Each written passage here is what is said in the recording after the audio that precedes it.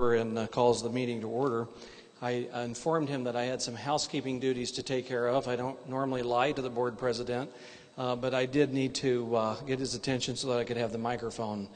This is not only American Education Week, it is also School Board Member Day, and if you have traveled around the district, our marquees at our schools recognize the service of the Board of Education.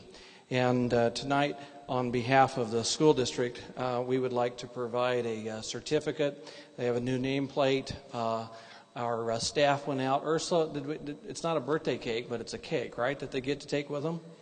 So they can take that with them, but it does indicate that in honor of being recognized by Community Unit School District 308 for dedicated leadership in public education and continuing service to the children of this community, we salute you today, School Board Member Day 2014, and we certainly congratulate. I think you would agree with me that although there are challenges as being a public servant and an elected official, we're very blessed to have an outstanding school board with us doing excellent work. Would you join me in recognizing School Board Member Day and our 7-member board?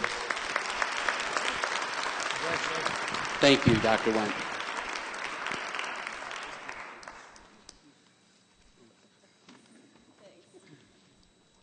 Thank you, Dr. Wendt. Quite honestly, I didn't call the meeting for that, so we will.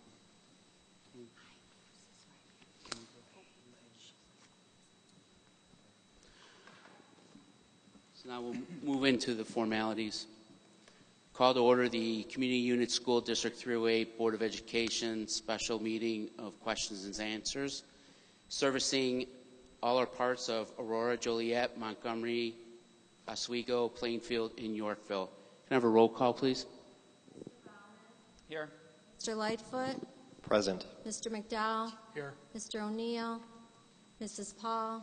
Here. Mrs. Swanson. Here. Mr. Walsh. Here. Pledge of Allegiance, please.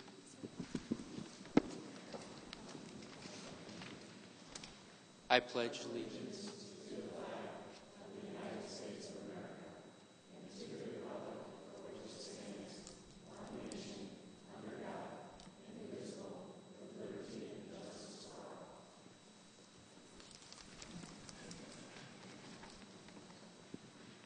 Thank you.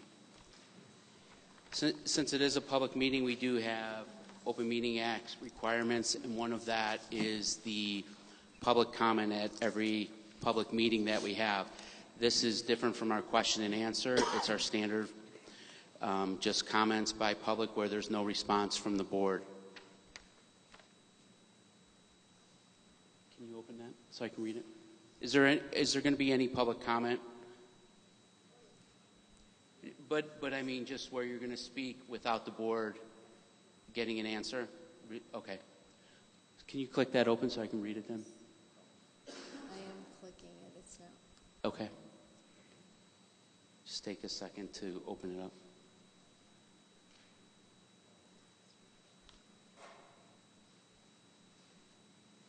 Probably do most of it by memory, so if I mess up a little bit, please forgive me.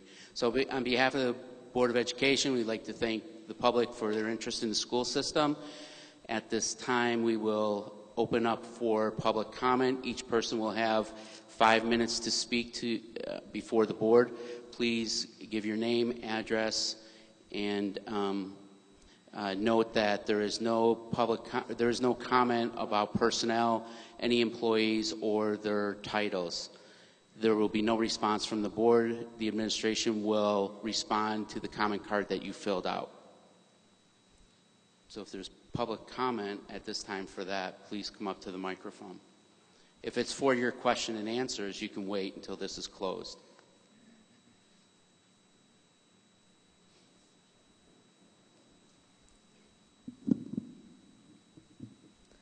Hi, my name is Helen Cavlock. I live at 207 Angela Circle in Oswego, Illinois, and I'm the parent of a student in the LD program. My main concern is the lack of classes taught at my son's level. The school district has pushed so many LD and ISP students into co-taught gen ed classes that the LD-supported classes are no longer available. It is heartbreaking to watch my son struggle in classes that are taught so far over his level that he has no chance to succeed. Now he is flunking classes, trashing his GPA. To add insult to injury, the new policy on grading resource class means he has a poor grade in resource even though he is working in that class. The new policy weights half of his grade in resource to the average of all of his other classes combined. So a student who needs resource is actively discouraged from staying in the class since this class, too, drags down his grade point average. These co-taught gen ed classes are really special ed classes due to the number of students with IEPs in the class. Not all teachers comply with the accommodations in the IEP, so our students are in classes taught above their level without the accommodations and modifications in their IEPs unless the parents know to ask. Even then, some teachers don't feel they need to modify since they teach gen ed classes. I am sure I am not the only LD parent who was actively misled or steered regarding the class options for my son. At no point was I told about any alternate placement options. These choices were made before the meeting without my input. I feel recommendations for placement were made based more on cost effectiveness than educational need. You can't just stuff our kids in gen ed classes and pretend they're getting an appropriate education. The only alternative is to put him in ISP classes. These classes are taught well below his grade level. The ISP students are not allowed to use the science labs and are excluded from school-wide events like the Veterans Day speaker. It's not fair, it's not appropriate, it's not equal, and it's not legal. You can't wish away his needs by refusing to meet them. It is unconscionable that you expect me to let you destroy my son's education. Thank you.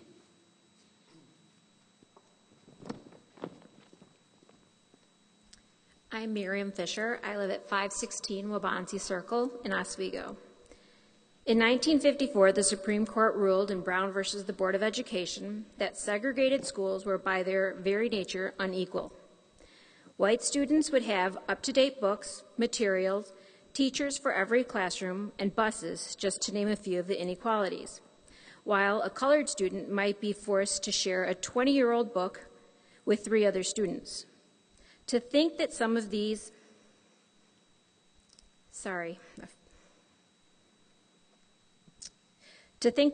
inequalities still exist for our special education classes 60 years later is a travesty. We offer about 220 courses at the high school. 29 are AP, about 13%. 2 are direct instruction at the LD level, about 0.9%, less than 1%. However, about 45% of our student body are not meeting a proficient academic level, according to the latest report card that I have heard. So doesn't it stand to reason that the egregious in not supporting our learning disabled students? I'm not suggesting that we take away the AP classes, even if those classes are only supporting about 8% of our student body. All my daughter wants is enough classes to build a schedule for her school day. We could start by bringing back the direct instruction for the science and the social studies that we took away 3 years ago without notifying the parents. Hope received her current IEP goals for the school year last week. She has goals that are set for her to be at 20% successful, in essence, setting her up to fail. Either the teacher was never taught how to write a goal or wants my child to fail. You choose. She has goals that are to be monitored, but have not yet been set up to do so. Some of the goals are set up for curriculum that she's not going to cover. She has been placed in co-taught classes with teachers that might have been trained on this support, how it's supposed to look like, or might not have. It was up to the individual teacher if they felt that that training would best suit their needs. My child is telling me that the only time that she leaves the room with a co-taught teacher is to take tests, not to get small group instruction, not to get material that has been consolidated or that the pacing will be reduced or that the important information will be reiterated. When I asked to come in to observe my daughter's classroom, I was told I needed to pick 1 class per quarter, even though I'm being asked to consider classes that are at a level below my child's abilities. This would mean that I would take 2 years to see what her learning environment is like. There are only two sides to every situation, and before I accuse anyone, I would like to have seen it for myself, how disruptive a classroom might be, or how many adults are in that classroom, whether the class is divided when necessary into small groups. What I can say without flinching is that she is definitely not in the least restrictive environment. She is not in the proper classroom size, and the differentiation between her material is not taking place. Thank you. If there's no more. Okay. My name is Hope Fisher, and I used to enjoy going to school, and I enjoy one of my class, culinary, and I can participate with cooking and choosing the group I'm a part of. In some other classes, we are given worksheets and are given the rest of the class period to work independently and get them completed. The next day, we discuss the answers by filling in worksheets. I'm supposed to get guided notes, but often the teachers forget to print them out before class, so I'm told to just write as much as I can. Days will pass without getting notes. Sometimes I don't get them at all. I understand the main idea of the lesson, but I don't always understand the details. Thank you, Hope.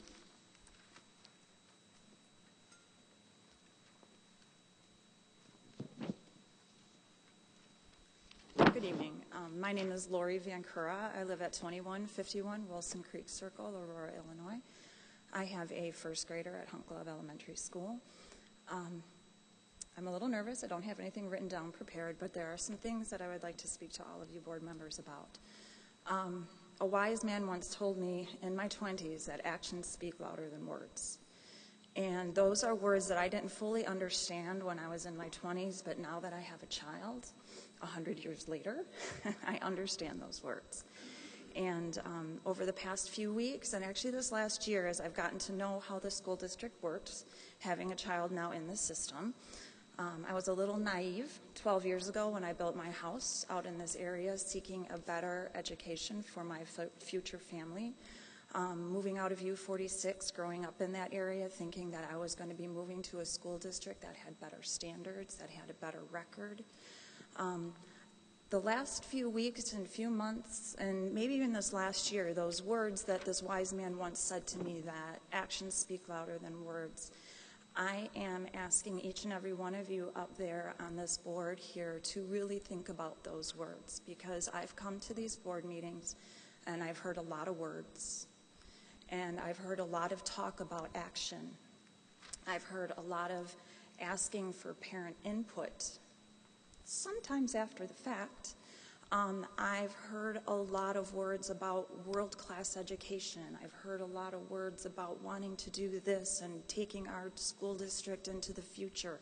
I've heard words that, you know, we're going to make this the best school district. Yet in the newspapers and in the area literature, all I'm hearing about is actions that are not supporting your words. You're sitting up here saying that you want to do X, Y, Z, and a week and a half ago, I'm laying in a hospital bed looking on my telephone, reading about how district employees are doing political things during a board meeting.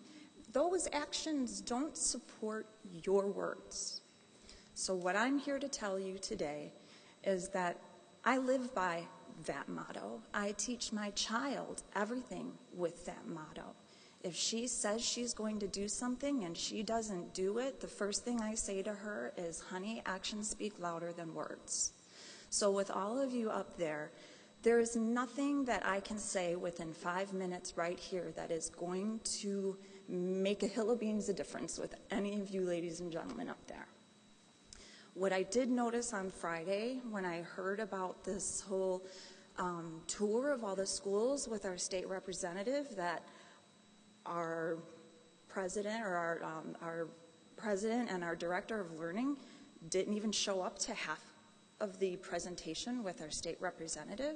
And here are these children working hard to show the state representative our wonderful schools. They prepared speeches. They prepared things to show their school spirit. And number 1 and number 2 from our school district didn't even show up. That's an action. That action does not support your words, ladies and gentlemen. And so I'm here to tell you that my actions, come April, are going to speak way louder than any words that I'm going to say here to you tonight. And I hope that my friends out here in the audience, and I hope my friends that live in the school district that will listen to me and will continue to listen to me, I hope their actions speak volumes to all of you about how your words have not supported your actions over this last year and a half. And I pray that we see some solid difference in the years coming up. That's all I have to say. Thank you. Are there any more comments, public comment? Okay. There is? Okay. That's all right. Come on up to the microphone.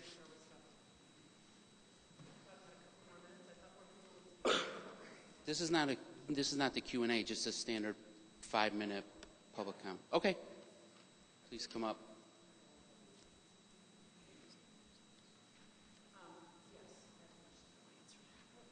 No. This is not a question. This is we're still at public comment. Okay.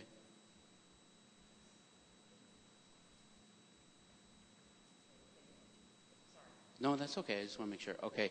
Then we'll close public comment. We'll move on to the guidelines.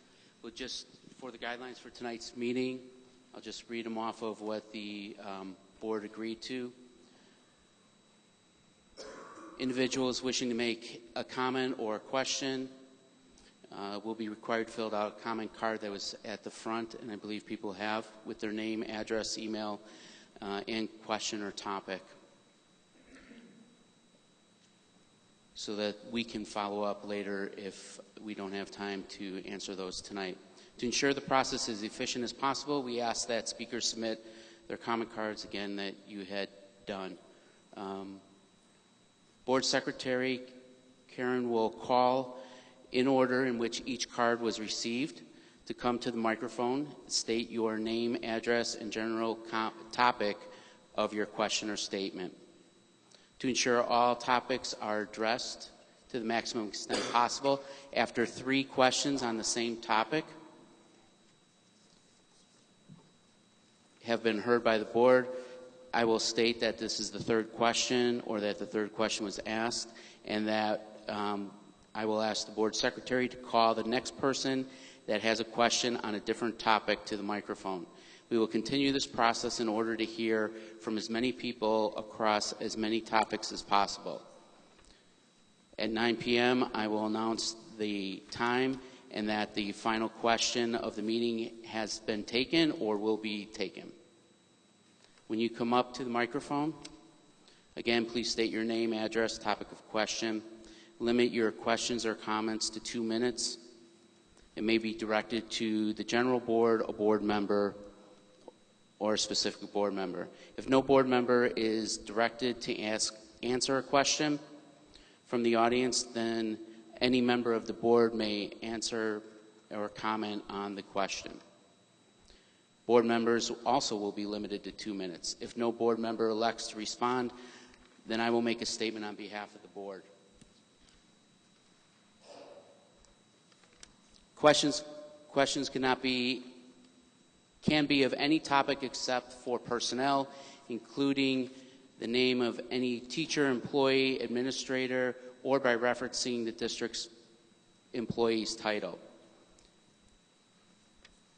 If you have a question, we'll ask you to stop the question, and then we will direct our administration to talk to you based on the information from your comment card. So with that, we can start. At this time, I'd like to call Dave Ico. Good evening. I'm Dave Elko. I live at 218 Lombardi Lane in Oswego. As a longtime resident of Oswego. What was the topic? I'm sorry. Name change. Thank you. As a longtime resident of Oswego, 40 years, and a teacher coach at Oswego High School for 28, I find the elimination of Oswego from the school district's name extremely disappointing and confusing as to why and how the name change happened. Oswego 308 has always been inclusive of the different areas under the umbrella of Oswego, not exclusive. This school district is known by the name Oswego.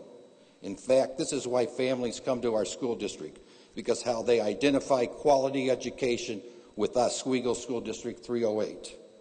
The name School District 308 reflects a named school district that could be in two other locations in the state of Illinois, which are Eastland and Washington. Name School District 308 is generic and waters down the strong tradition held by our community. I would like to request to help organize a committee to have open discussion and allow representation to determine the best name for Oswego School District 308. I would be more than happy to organize this. Ask the people what matters to them in a name. I better say that again. How does the community go about a reversal and process? Ask the people what matters to them in a name. This is way more than a simple name change here. Oswego is a way of life and should be have kept Oswego in the name. Basically, you took the heart out of the school district by not using the word Oswego. Why did this happen without more notice to the public? What were the costs to change this? Tradition and pride doesn't matter. Our school district. Thank you. 2 minutes are up. Okay. So, well, was that directed to anyone or the board in general? All of you. Okay. Does anybody want to respond? I did have the privilege of attending the thing on Friday with State Rep Chapalavia. I was only here for part of it because of the fact that I work, but I was here for the lunch. And I will tell you, it made me feel really good when one of the students who actually was the author of the book got up and said, this is SD 308 because it encompasses more than just Oswego. So if you think it doesn't matter to the kids who live outside of the village of Oswego, it does. And that's, the legal name of the district has not changed. It has always been Community Unit School District 308. So there's nobody, it was injected somewhere along the line. It was, Oswego was put in there. But as far as the legal name of the district, it's Community Unit School District 308. And if you go back and you look at the little white schoolhouse that used to be the logo for the district, it did not have the word Oswego in it. I'm aware of that. So I don't think that you can challenge. We've always encompassed all these 6 other areas. No, it didn't. Because I moved we started here in 1961. Right. When and we became here Oswego 308. Correct. And we encompassed all these school names. No, you didn't, because I built a house here 16 years ago, and the neighborhood I built in did not exist. So the portion of Aurora became part of Oswego School District 308. So there are other areas outside of School District of Oswego. Well, the people who have lived here for many years, tradition means a lot and a lot of pride. We've got a lot of people who moved to this community because of Oswego schools. And I taught here for 28 years, and I can tell you, we had kids from all over, and they enjoyed being in Oswego. And we encompass those other communities very much, and they are part of our community. But Oswego is the reason why we are this type of school. And you're taking the heart out of the community by taking that name away. Is there anyone else that wants to respond? I'll make a quick comment. Dave, I know we talked last week before the meeting and appreciate the time that we spent. I just want to kind of reiterate a couple of things and where I think some of the concerns are coming from. I can be off base. I could be wrong on this.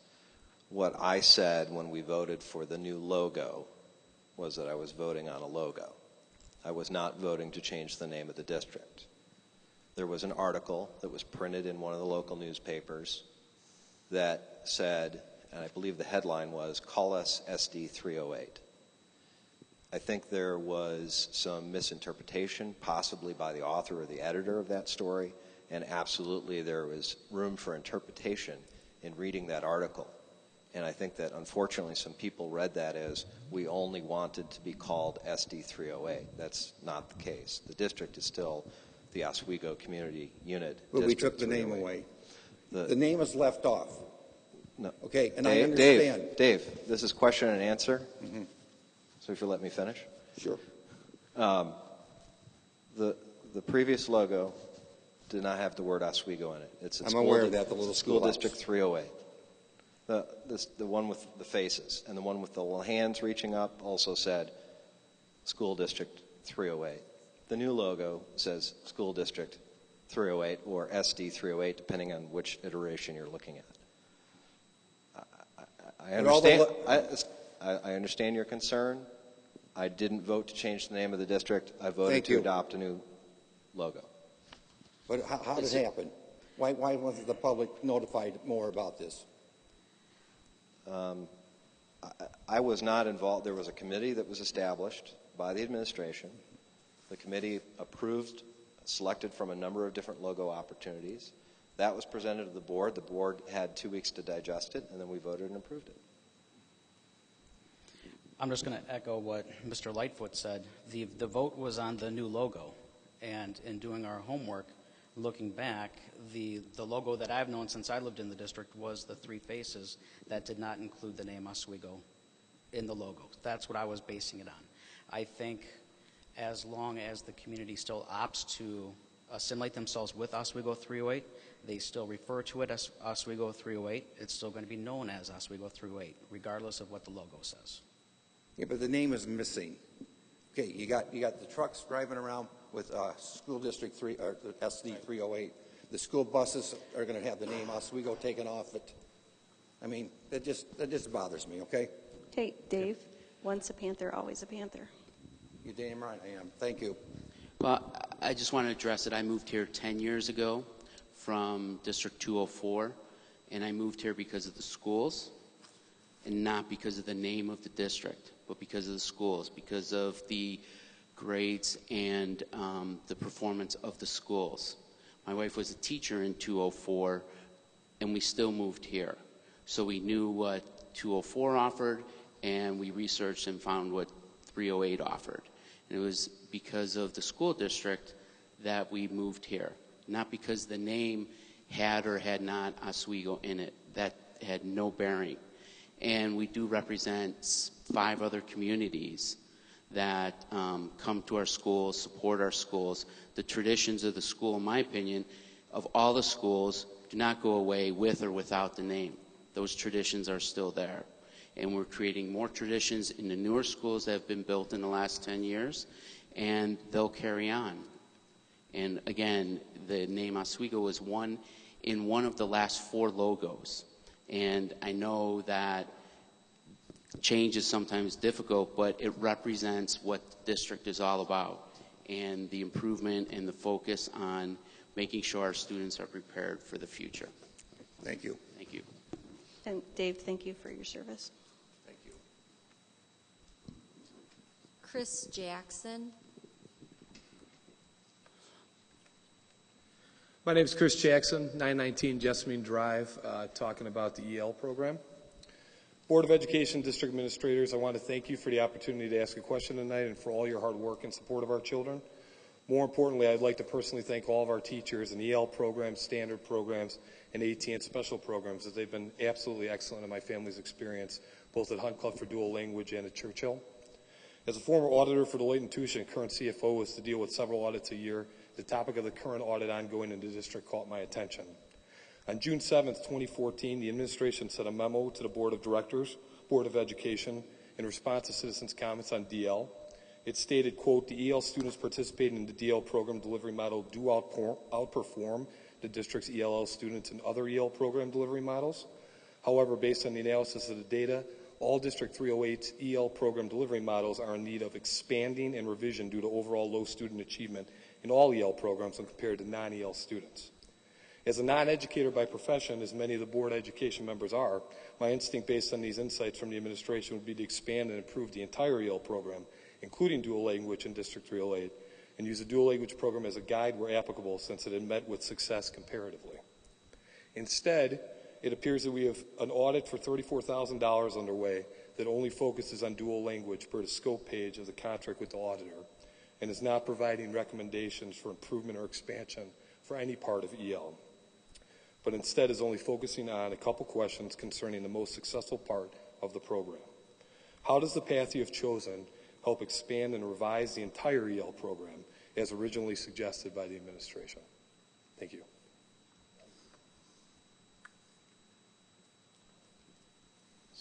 Anybody want to address it? Okay. So on behalf of the board, we'll address it that the administration is looking at the dual language portion of the EL program. EL program encompasses quite a bit. There is a significant amount of resources and discussion and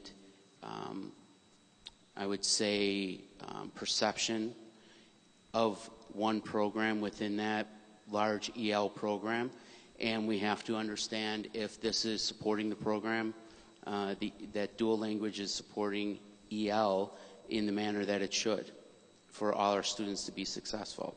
So that is what we're looking at. Now, does that mean we have to, by law, provide EL programming? We do not, by law, have to provide dual language programming. The program was set up about 10 years ago. It makes sense to review it, make sure we fully understand what's involved in the program, how the program works, the proficiencies of the program, and how it impacts the overall dual, EL programming. And then our administrators will be able to take the lead based on what the board is concerned with and move forward to ensure that our EL students, all of our EL students, not just those that in the DL program, are as successful as we can be. Okay. Sure. Just very quickly, from an audit perspective, I understand that the broad umbrella is EL, and you're saying you're focusing on a piece of that. The concern is for the whole broad umbrella.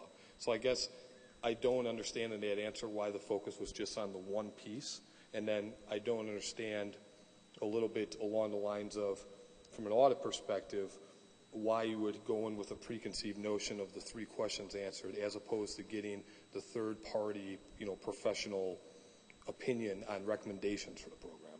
I just feel like it was set up to go a certain way as opposed to getting their feedback as experts in the area. From my understanding, the overall EL program had 19 deficiencies about a year and a half ago, and one of our directors worked very hard with a team and corrected 16 of those 19 deficiencies within 1 year. That's across the whole program. There was significant amount of focus on this program specifically, the sub-program, and that needs to be addressed to see if it is still designed correctly, if it needs to be improved, if it needs to be part of the EL program or not. So going forward, that's what the audit will be able to tell us. And that audit is going to be what I believe be a very impartial third-party report to the board. Thank you. Thank you. Kenneth Blue.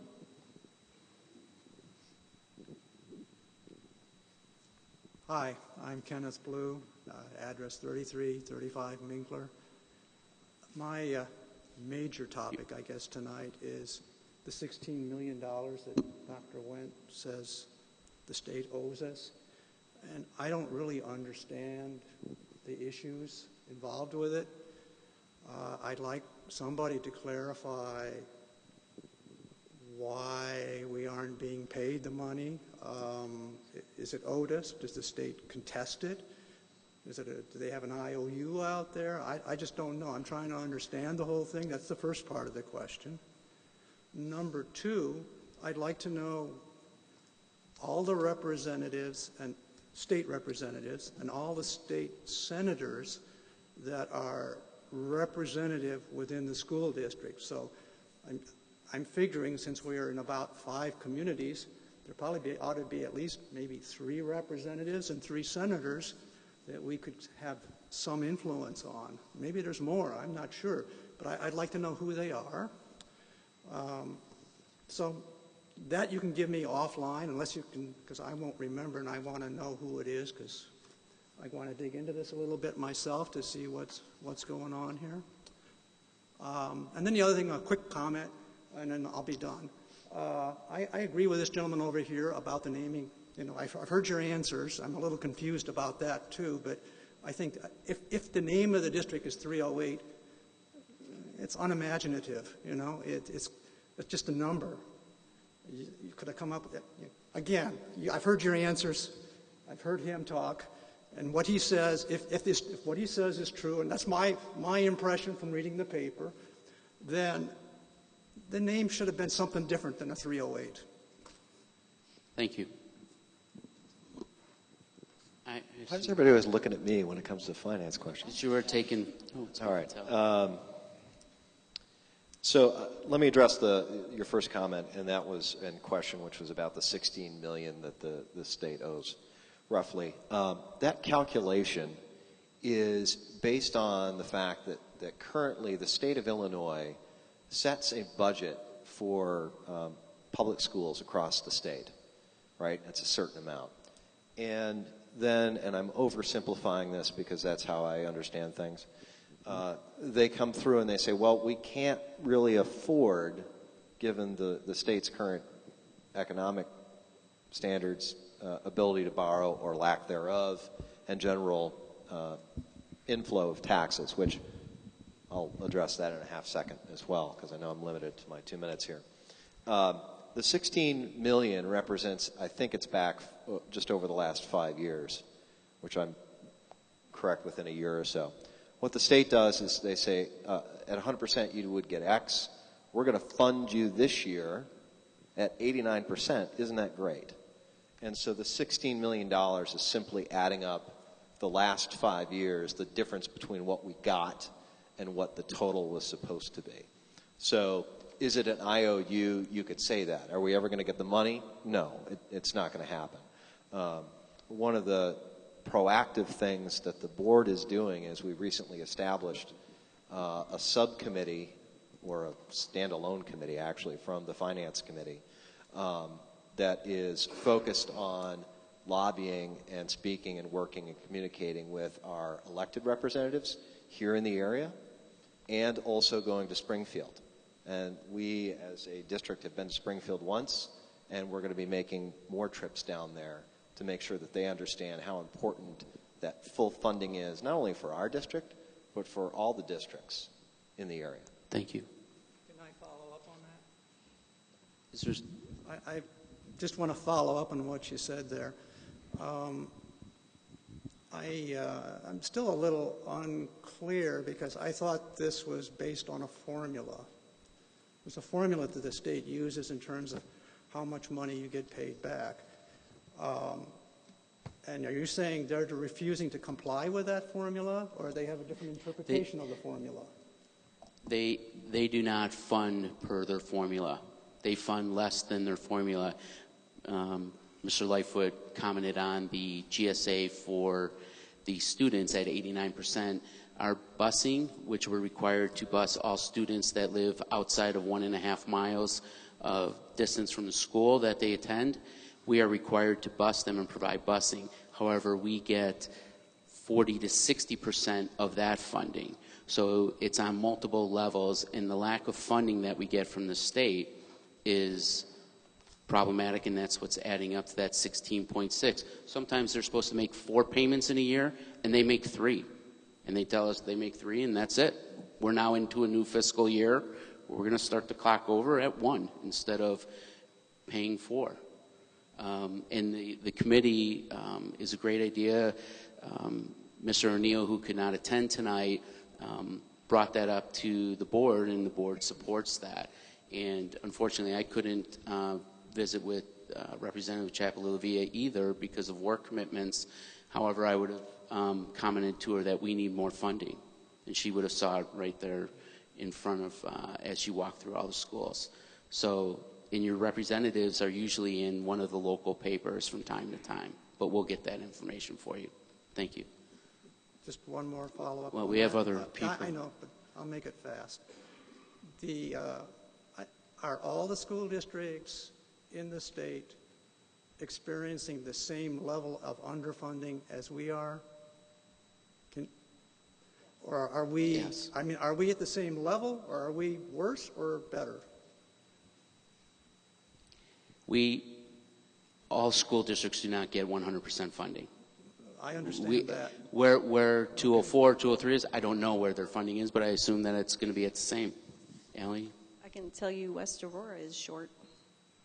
I'm not sure how short, but we get funded by the same rate as everybody else. And there's a ton of unfunded mandates that they just keep handing down that we are required to do. And if we don't have the money, we're going to have to take it from somewhere else, which leads to budget problems later down the road. I'll use transportation as an example. So it wasn't that long ago we got paid 60 cents on the dollar for every child that we were required by the state to transport. I'm not suggesting we eliminate transportation. I'm just telling you the facts here. That number is now down to about 40 cents on the dollar. So that means obviously we have to take money out of the general operation fund to cover the transportation fund because we're not getting that money from the state, but we're required to do it.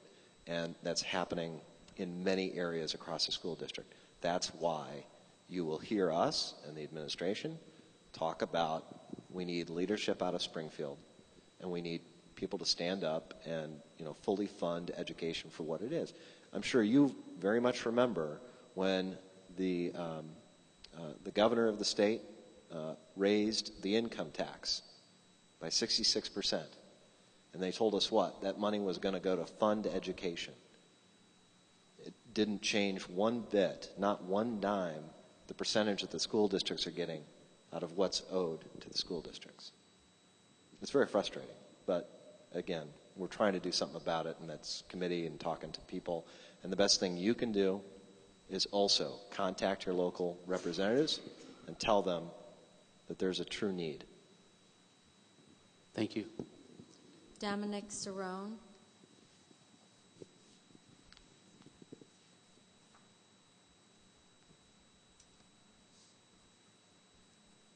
Hello, I'm Dominic Cerrone. I live at 202 Woodford Road, Oswego. Here to talk about the dual language program. It's for all the members. This is a quick point. The director that worked on those 19 ELL sanctions tell us it had nothing to do with dual language. Dr. Anna Zuber, the auditor actually, at the Illinois State Board of Education's Division of English Language Learning, and most experts in the field of ELL studies strongly support dual language programs. Dr. Zuber had this to say about dual language. While we do not require developmental programs like two-way immersion, we do encourage them. As national research suggests, they have the strongest longitudinal outcomes for ELs, as well as demonstrating positive outcomes for non-ELs. ISB has been a strong partner with the district in its pursuit of online learning. ISB also happens to encourage, or to strongly encourage, dual language programs. Other states such as Texas and Utah fully embrace and strategically endorse dual language. To put it in familiar terms, a well-run dual language program is the ELL model for 2020, and all other models are the 70s and 80s models. My question for each board member is, do you believe and understand the broadly supported research? And if not, what is your opinion and the research available to support that opinion? I'll take a whack at it. So you said a well-run dual language program. So that's what we're trying to find out, if it's a well-run program. So I know that we're kind of upset about the scope of our search right now, but our focus right now is it well-run? Is it successful for the students who are in it? Not just the EL students, but the native English speakers as well. So we have to find that out before we can make a decision on. I want us to get to the well-run part. Yeah. We're not understanding if that's where this is going. Well, we understand your passion, and I personally hear from a lot of you all the time, and I have several friends who are in your program, and I know several professionals who are in the program. And I understand it, but what I don't understand is what a well-run dual language program looks like. and I need someone to show me what it looks like. Nor should you. Yeah, I mean, somebody should be helping you get to that point. So I thank you. Yeah, and I don't want to just echo what Allie is saying, but Dominic, you and I know each other, and I appreciate that you sit on the finance committee. I've met with several members of the community and parents who have children in the DL program, and we as a board, we all very intently were listening, reading, and understanding as you were presenting information to us, and we were looking at information back last school year, and nothing's really changed around those lines other than I think what came out of that was, hey, there's a lot of questions we all have. And I think that's what spurred the further audit, which is the right way to go. And that's when I would, say what Allie said here is we can't make any decision or take any action until we see where we are. And, I appreciate the fact that you share information with us about other states, other districts, and what they're doing, the success they're having. We just have to ensure that same success is being delivered right here to all of our kids. And I just want everybody to understand that it can be, and it's truly the only model that can do it. So it's not necessarily it's not my opinion. It's everywhere. That's what the universities teach. That's what all the experts teach. That's what all the research says. So I just want to make sure that everybody understands this. So I think it just should be open to more than 300 children. Absolutely. I don't know that the program set up the way as big as is. Possible. I don't know that the program set up right now really works. I mean, based on the school report card that came out, but I guess we'll see what the audit has to say. But I think it should be open. And maybe it's not an immersion program. Maybe it's a world language program for all levels, starting in elementary school versus waiting till junior high and high school. World language program might not necessarily work for your ELL student, though. It's get it done right, and it'll work. So. But I don't think that waiting till third grade to teach English to a student who can't speak Spanish and then testing them on English tests is the way to go either. That's what, there's a lot of research behind this, though. So that's okay. Mike, Matt, do you have comments? Is there research on that, or? That's fine. That's our that's an opinion. program. I just want to know. That's okay. Go ahead, Mike. Well, I think that the whole situation, dual language is a difficult thing. I think that what I want to see what the evaluation is going to come out with, but I think we're going to see a lot of positives on the English speakers side. But I want to also see the hard part with this is that to have the greatest success with the English learners is that the families also need to have a higher level of English learning too to be successful for to have the best outcomes with English learners. I'm not sure if I'm saying this correctly. What I'd like to have is not just the students learning English, but the families learning English also. Some way of more of a community-based way of learning too. I'm not sure. There's no easy way of doing this, but and there's no cheap way of doing this either. It's an endeavor. Right. Let's just say it's going to be something. I just want to see what all this study comes out. I want to see what happens. It's going to take some time. I want to wait till it all runs out first. Matt. I think these parents and the board know where I stand on dual language, and with the audit results that come forward, I hope that they will provide our administration the tools with some directive and some recommendations on how we can get to a well-run program, how we can expand it, how we can go from a Spanish focused program to offering more languages eventually. It's not going to happen overnight, but December 8th we'll get all the information hopefully from the auditors, and we'll be able to go forward with the right suggestions. I'll just close by saying I think the audit was the right way to go. It will eliminate perception. There was a cost to do it. It's the right thing to do because the decisions we make are going to be impactful to the students for years to come. So it's worth a small investment for that. Dual language supports obviously one language. I'm more focused on understanding what we can do to present more languages, as Matt said, world languages. And the question that I had asked in the parent survey 2 years ago was, are we interested in having world languages at our elementary grades? And there was a positive reaction to that. So we'll see what the audit says and see how this, the results of the audit will fit into the overall EL program and what it'll look like and how it'll be structured. We all support all the languages. Great. So it's the Spanish strain. It just makes so much sense as a win-win to do it as in this way. Thank you. It helps both. Okay. Research. Thank you. Okay. Doug Colley.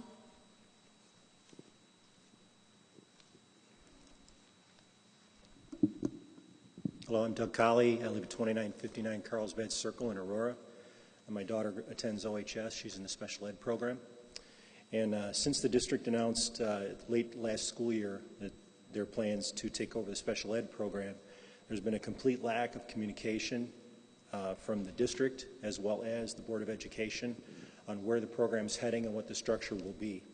Because of that lack of communication, there's been a great amount of confusion and uncertainty with the families and guardians of the individuals with special needs within the district. My question point blank is, why haven't we gotten some kind of outline or some kind of idea of what the program will be and how it will be structured? And after why, when can we expect that outline or plan?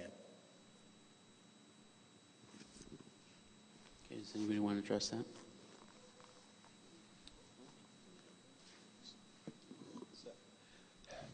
I probably can't get you the straightest answer that you want. Well, that's not I expected that. I will share with you where I think the board is at on this. The presentation to the board by the auditor was that there were some serious deficiencies in our special education programming.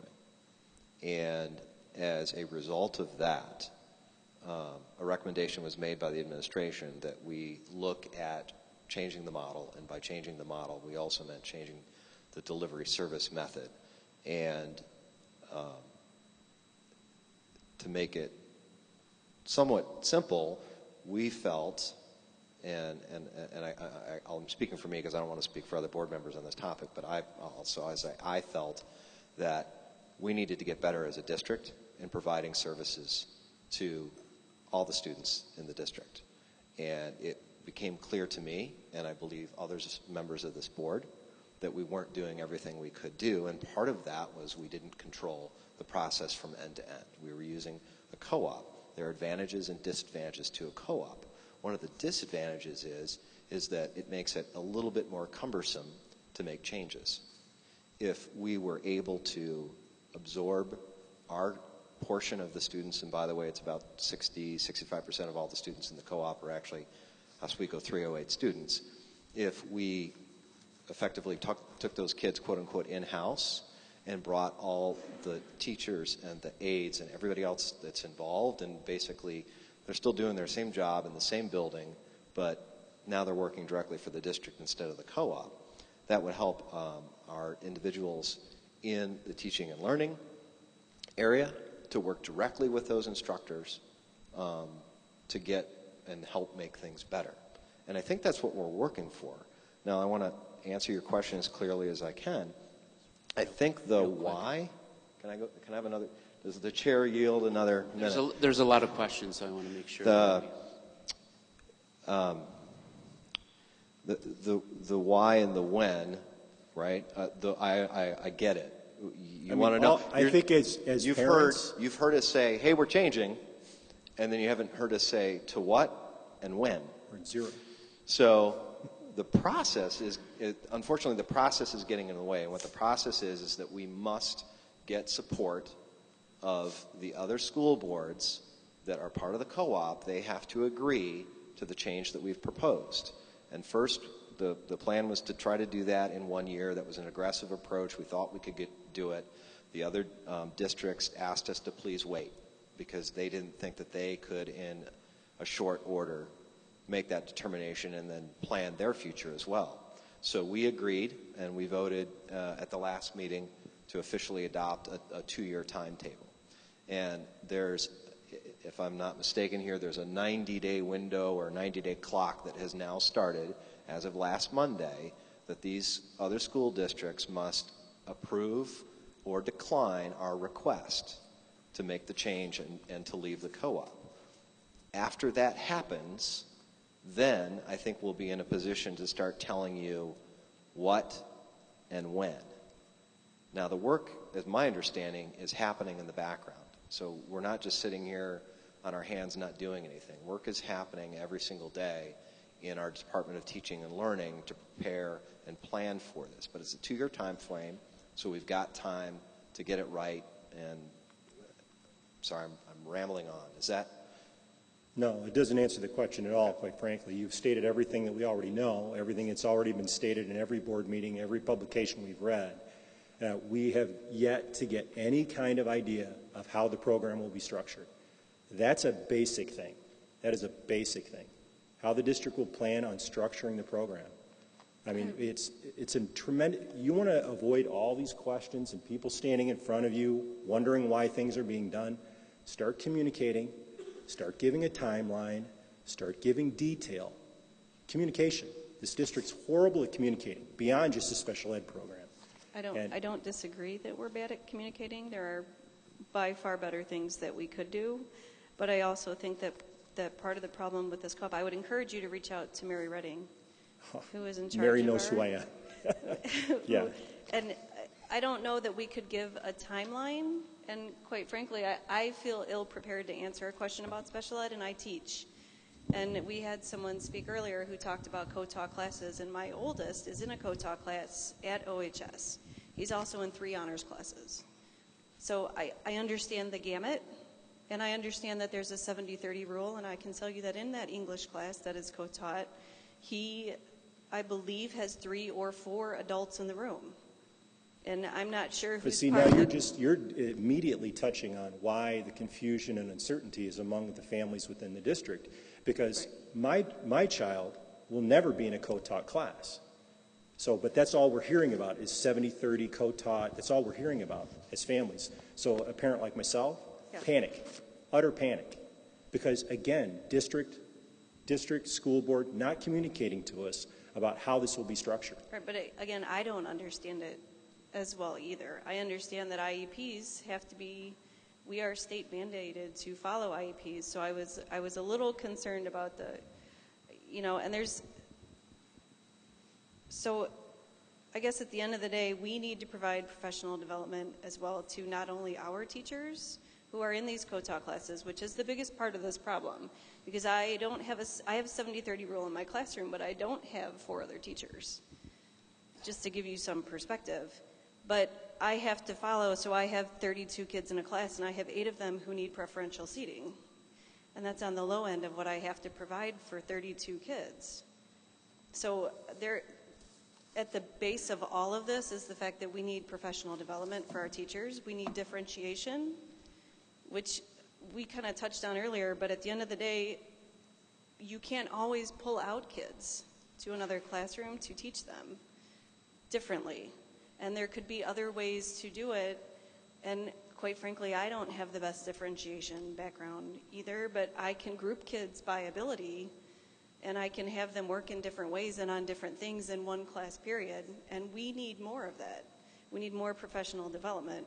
And part of the co-op, part of the problem with the co-op is I don't think they get the same professional development. Don't misunderstand my questions or why I'm here. No, your question is we don't know what's going on. I'm disagreeing with the district wanting to separate from the co-op. Yeah. I'm not for or against it, quite frankly.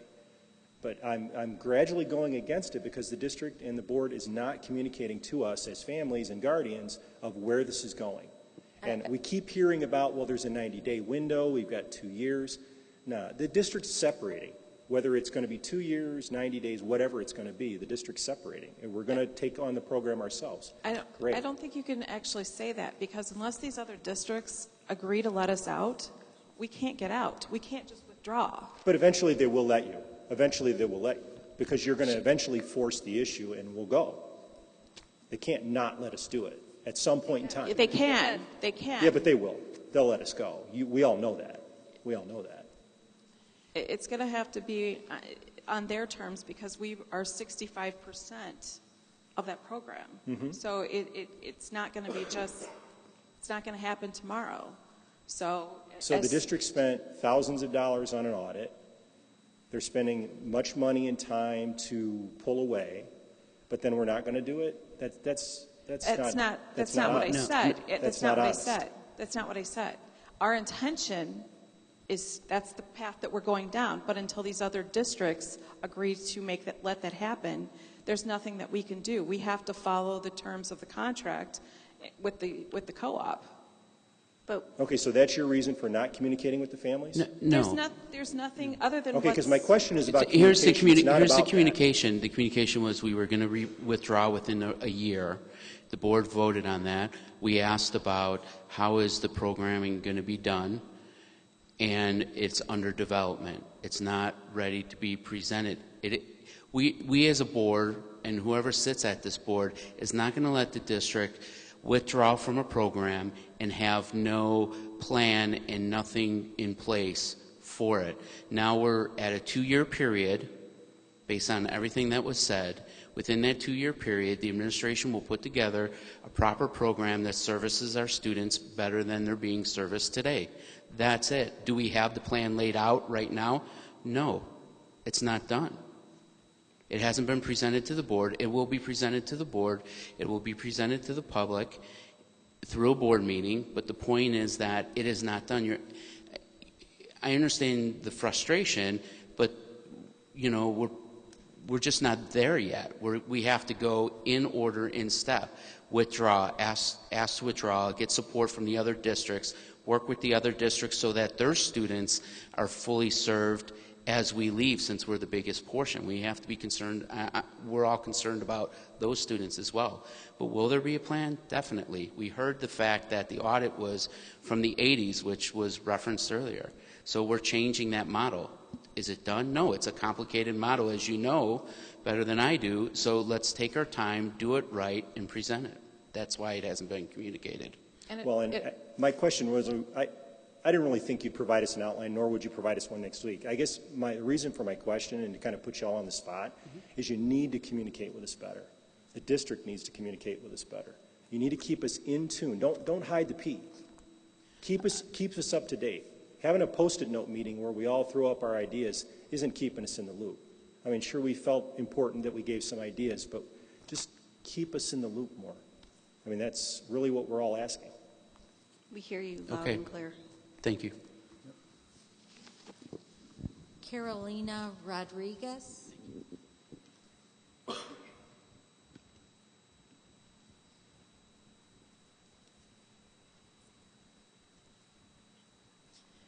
Carolina Rodriguez, I 55 Afton Drive, Montgomery, Illinois. Hi, my name is Laura McCarran. I live at 1758 Delta Drive. I'll be translating for Carolina. She has 3 questions. She has a son at Plank, a daughter at Broca, 2 sons at Boulder Hill. She has a lot of concerns in all 3 of the schools with the support and the training with the teachers. So her first question is, what evaluation system are we using right now in 308? I know that the Charlotte Danielson model was presented, and has that been implemented and supported, and what kind of professional development has been provided for the administration and the teachers? Secondly, she has questions about curriculum. She sees that some of her older children are doing the same curriculum as some of her younger children, so she'd like to know how curriculum is set up and designed at the different levels. She also has a question about the training for administrators when they evaluate the teachers. So she has some issues with the teachers. She knows she's not supposed to bring up names, but she has issues with how administration is dealing with the evaluation system and evaluating those teachers. Thank you. I got this one. Well, let me clarify. We are using Danielson, or a version of it, which we are also going to. It's kind of a statewide, there's going to be a whole statewide system of evaluation. All the principals, I believe throughout the state, have an evaluation. Do you want me to slow down?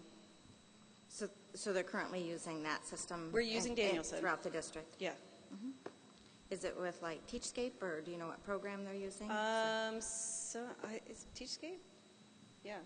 Yeah, it is Teachscape. Okay. Because I'm halfway through it. Okay. And there was another question. So professional development? I'm sorry, what?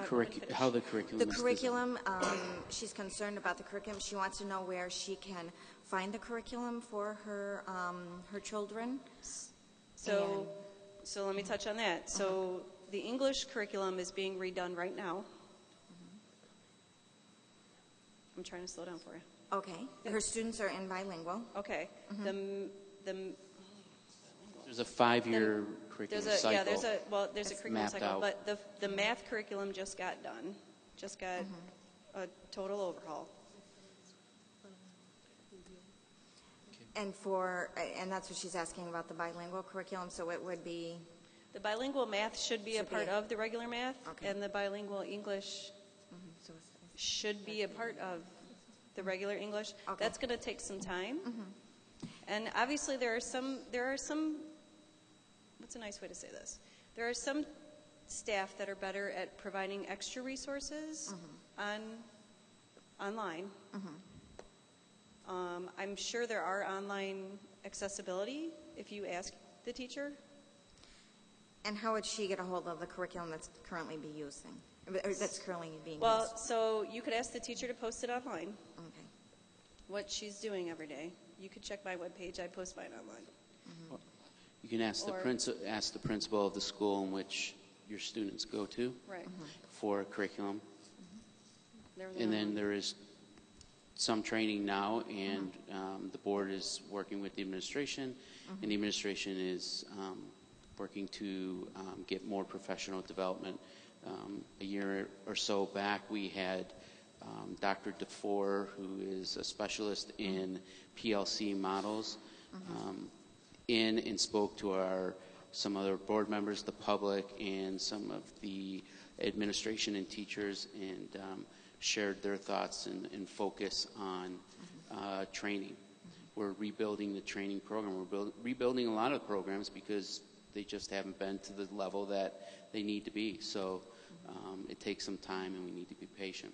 So the PLC model is where she will benefit the greatest, I believe, because that's bilingual teachers getting together and saying, hey, your kids did better on that than mine. How did you teach that? Or what can we do to create a better experience? Or, hey, I found this neat activity. Can we try it with our kids? It's a professional development model where teachers can actually work together instead of on little islands. And you can work across the district, and you can work with teachers from other buildings. Thank you. Does she have more, or are we good? Okay. Thank you. Okay, thank you. Thank you. Kevin Harris.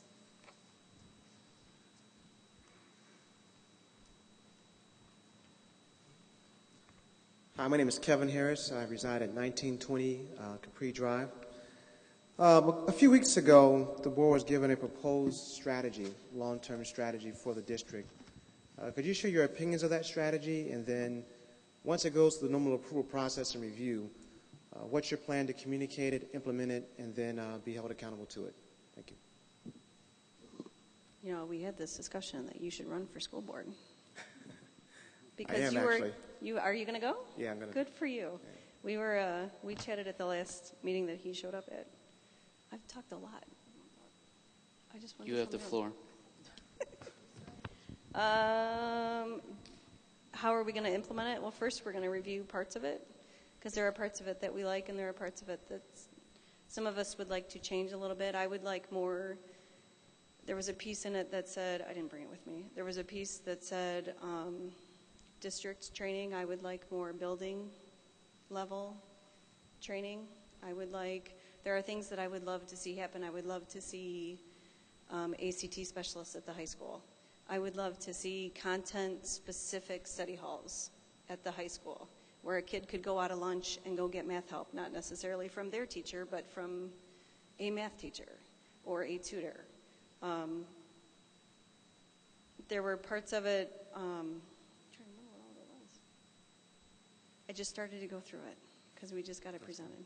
But there are parts of it that we like, and we know you guys worked really hard on it. And there are parts of it that we probably all individually would like to tweak. And I'm sure everybody's got their part. Mine was more teaching and learning. Yeah, so I think we've got the first part of the process down, and we're kind of getting into that tweaking part. And again, we appreciate anybody and everybody, and I know there are a lot of folks involved in the entire process, teachers and building leaders and community members like yourself. I would echo some of Allie's thoughts there. I think we're making great strides as a district. So in certain things, like Allie touched on ACT, so I know a month ago we had all the sophomores and juniors take a practice test. Yeah. That is probably the tip of the iceberg of the types of things we as a district need to be doing and should be doing, and we've got to crawl, and then we're going to run, and then we're going to sprint. But I really liked your part of your question comment there of how are we going to communicate this? I think once we've got that document solid, locked down, and the board members and administration have provided their kind of final feedback, I think that's the time to start writing blogs and newspaper articles and doing everything we can to get out into the community and say, this is the plan for 2020 for the district. And these are the expectations that we have for our students. That they will, and it's not just, hey, we expect that every kid's going to be at a 24. Because you know what, I talked to some parents a couple of weeks ago, and they say, I've heard you talk about 24. That's not acceptable for my child. I expect more. I expect 30. I expect 31. And those are great discussions to have, right? So the best thing about the 2020 vision is forcing us to look at every aspect of how we do school and what needs to change to move forward. And I think that will start more and more discussions that this board and future boards have about what things are we going to do, what things are we going to change, and what things are we going to keep. I would like to say thank you for your time on the committee, all the members of the committee. I think, Danielle, were you on strategic planning? No. But you guys have put a lot of effort into it. We did just get the bones of it last week, the week before. The vision, the philosophy, the definition. The only thing I would like to see a little bit different, and I haven't communicated this yet, is to change the wording so that we start as soon as a child enters the district. We talk a lot about how we're going to save these students and get them up to a 24 ACT in 8th, 9th, and 10th grade, but not so much focus on when they enter the district at kindergarten, that K through third, even up to 5th grade, where we're going to identify those kids, those achievers, get them on the right path, versus those that do need the assistance and the resources available. So I'd like to see that as a goal of this district, to really identify the kids as soon as they come into this district, get them on the path to success, provide them the resources, whether it's supplemental or advanced resources, and then that way we're not scrambling to help them once they get to that high school level. They're ready to succeed. Thank you. Other comments? From my perspective, I'm still reviewing it as well, but the work is significant. The communication piece, which is a big part of your question, that I think is an easy piece. It will be communicated and over-communicated. We do identify our students at a very, very early age, students that need support in different programs in different areas where students are on tracks. I think part of the strategic plan or part of the vision should be, as Matt said, pushing down and reach starting earlier. And I know our teachers do that now, and they identify our students. So the focus is going to be at the ground level and working its way up. It's 24 where everybody wants to be? No, but we have to take steps to get there, and it's significant to move there. So there will be significant communication. Real quickly, at the end of, I'm trying to remember at the end of it, there was it showed, and I think I asked this question of administration, there was a point where it showed standard, I'm trying to remember what it was called, what we do as a standard and what we do every day. Right. And I think that what it brought out for me as a teacher was that we don't differentiate enough. We need some more staff development. We need some more data in teachers' hands so that they can actually manipulate the data instead of having data available to the principal. It's not, I don't want to have to go to my principal to get the information on a kid that I have in my classroom. Sure. So there's some things that it brought out for me that showed us that we need to move from, and I think it was implementation, and I can't remember the differentiation between the two, but we needed to move a lot of what we were doing into the other category. Okay. And as far as communicating, I think the key piece is that we communicate to our kids, because I think that that's a huge thing that's missing. I said this at the board meeting, is that we're not setting the expectations for our students. I mean, there may be some parents who do, but I really think that we need to do a better job at communicating. You can get here. If you do this, you can get here. I know Mrs. Alexander does that at Benarzik. She did a great job, and you know, my son came home and said, well, Mom, if I get this on my MAP score, then I'm on my way to getting a 24 on the ACT. So I think if we set the expectations with the students and we really communicate to those students, they can achieve. Just one final thought, I'm sorry. It was either on page 2 or 4, there was a diagram. It was a circular diagram. It said, this is where we want to be, and here are the steps to get there. And I think I shared that the committee that put this together and that presented it put the board in a very difficult spot because it gives significant information. It lays it all out. Now it's going to be, are we really going to do what we want to say? Is it back to, are we saying words, or are we going to put actions into place?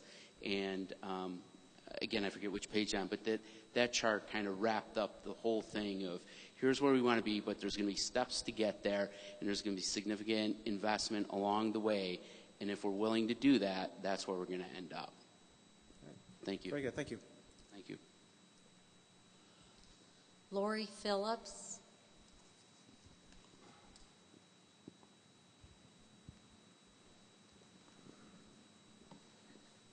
Hi, my name is Lori Phillips, and I'm at 69 East Jackson Street, and I'm talking about special education. The other individual who was up here regarding special education had a really good point about the communication and about especially a timeline. You know, the parents have felt that we gave our comment on the Post-it notes, and that's all we've had so far. But, you know, like Brent had said, we are changing our delivery service of the method of how we deliver special education services. And to me, a lot of it felt like, well, I don't understand. The board members are like, well, I really don't understand. Well, to me, that's kind of akin of driving a car, and you go and you know maybe how to turn on the ignition, but you don't know how to put gas in, don't know how to, have the tires, blow up the tires, check your air pressure, check your oil. This is if we're going to have a world-class education, which includes our different learners, then the Board of Education, the board members, because the administration, they're the ones that are going to give you a plan of how we're going to deliver those types of services to our special learners. So you as board members are going to have to be able to know, have an idea of what these plans are and what is the most effective way to do it. And as far as I know, the the other districts in the special education co-op can say no. And yeah, and then we'll only have to go to the regional office of education and ask to withdraw. So they can say no, and we can still withdraw. So I just would like to know that, we're actually going to have some more input other than just Post-it notes. You are correct with respect to the process. There's a process to withdraw, and if they do not agree with our request to withdraw, we can go to the regional superintendent. Yeah. And you are correct with that. As I stated earlier, there is going to be a plan. The board is not going to let the administration withdraw and just move without a plan. And that plan will be communicated over time as it's developed, or when it's developed, and when it's ready to be communicated. We did hear from the audit that we're working in a 1980s model and we have to change. That was the recommendation. So now we're changing, and we're going to do it for the improvement of the students. I kind of have a question too, and you said putting the keys in the car, and I kind of said I do teach, but I don't understand, like, I teach and I can work IEPs and I can help students, but I am not qualified to run even a hard of hearing classroom or an LD classroom or an ED classroom. I mean, I'm definitely not qualified to say what we should or should not do in regards to how we function or what plan we set out for special ed. So I have to defer to the experts on that who run the special ed department. And I guess, and so maybe for the me, my parents question who is, live it every right, day. So, but I don't run them. They tell me what's on their IEP plan, and right. I don't make I send in my little questionnaire that says this is how the student's doing, this is what I see, but that doesn't qualify me to list what services these students need. And there's a lot of students in District 308 that require some variety of special ed services. So when I say, and I think I'm speaking for everyone, we have to defer to the experts. So they haven't given us a plan yet, but here's my question back to you. I'm not sure that I would be comfortable with them giving me an outline of a plan, because I think that's going to change. Okay. Do you know what I mean? Like, I think that they could release something, and I think the parents would like to see an outline and then be able to have input into the change. For me, what worries me about, and I'm looking for the right word here. They're going to come up with a plan, and we're going to fumble a couple of things. It's just going to happen because it's new to this district, and we're not going to get everything right the first time. But if they release a plan that they're not ready to release, or, I see your point about, release parts of it and let us have some input into it, and I understand that. And I think that we could work more with that. I agree with you. But my fear is that we release it and then something happens, or something gets pulled out, or something changes, or what if we're not qualified to do a certain area? Do you know what I mean? I don't want to create a false hope for a special. Yeah. It'll be released at the appropriate time, not just at the early stages of work in progress. I believe it also has to be approved by the Illinois School Board of Education. So there is other governance over our special ed plan. So you're planning on going before ISAC before the plan is released? I believe that the plan has to be approved by them. So there will be an approved plan. Okay, so it'll be already approved before it gets to the parents. I didn't say that because we haven't laid out that timeline. What I'm saying is that the program will be approved. It has to be approved. Yeah. So it's not a program that... The comprehensive plan then will be approved. Yep. The program, et cetera. So, I understand. Your comment is you would like more to be able to provide more input than sticky notes on a wall as to what happens with the plan. Correct. Okay. The board has told the administration, okay, go ahead and make the change. Right. Okay. The board has not told the administration exactly all the steps that they need to take from A to Z. Right. I'm guessing that in that process, there will continue to be input. I cannot make promises for how that process is going to play out because it's out of our scope right now. All right? I would hope and I would encourage that the administration will continue to involve parents in the process. And then at the end of the day, the administration is going to bring their final plan to the board for questions, review. For questions and review. And sign off. And when that happens, I hope that you have multiple opportunities in the process to understand, learn, and provide input. But you will always have the input when that plan comes to the board. It's a public document, and we encourage and we want to see you. And I've seen you at meetings before, and I hope I'm going to see you at meetings again. And nothing's being hidden. It's a process, and we hear you. You want to be a bigger part of that process, and I'm pretty confident that we can probably make that happen. Okay, thank you. Thank you.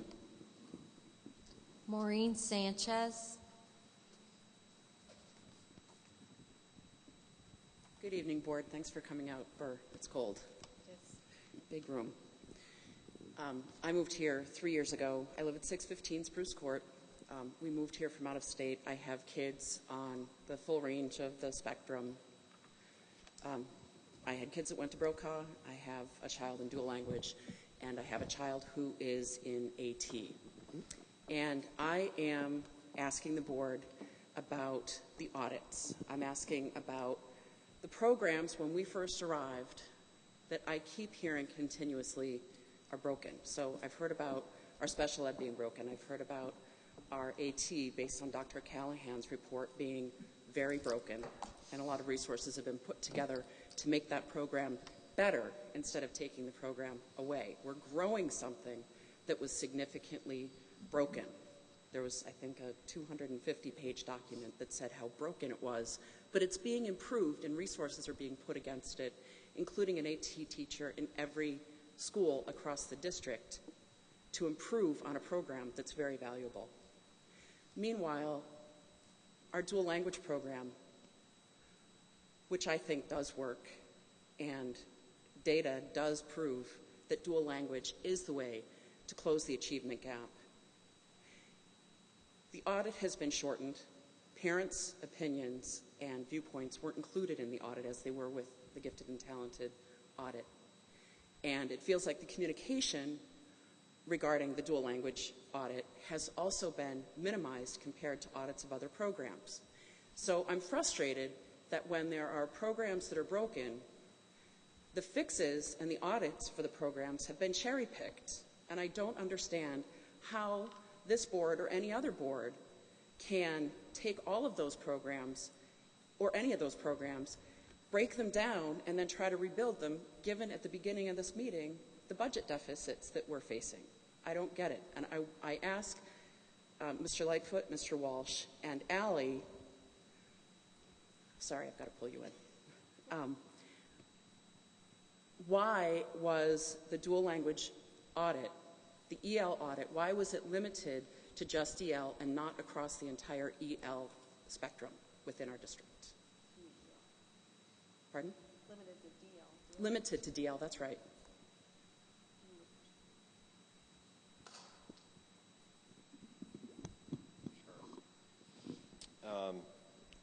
So my understanding of, well, not my understanding because it's kind of the facts of it. Maureen, I know you were around and involved when that audit, when the original, gifted and talented audit, yes. Yeah, the gifted and the talented audit, and also when we were initially, and I don't even want to say looking at it because we really weren't looking specifically at dual language. But there was a number of individuals in the community who came and spoke to the board about their concern about rumors or possible things that may or may not happen to that program. based on that, there was additional information that came out. I know that, and I spoke to this earlier, a number of parents came to the board, met with board members individually, presented data, et cetera, et cetera. That caused more questions from the board, from the community, and from the parents. And based on those questions that couldn't easily be answered, the recommendation from the administration was that we conduct an audit. And I felt it was appropriate, and the board approved it, that we would do a DL audit to get those specific So can I stop and ask answers. one tiny question with respect to that? Yeah. Brent? So if in 1 year we were able to remedy 16 of 19 problems, imagine what we could do by 2020 with world language using Spanish as a foundation. Yes, imagine. Okay. Imagine. Things are going to look very, very different here in 2020. And it's going to be a good thing.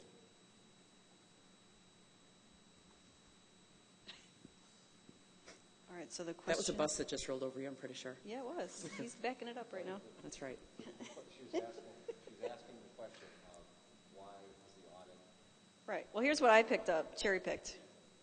Because if I could cherry-pick the programs that I could look at, it wouldn't have been dual language first.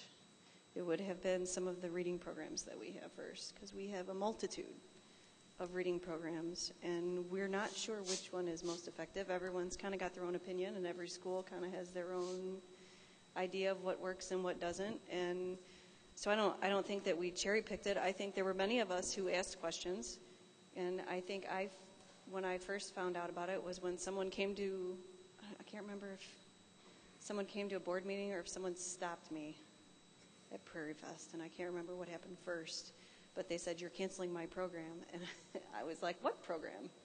Because I don't have a kid in dual language.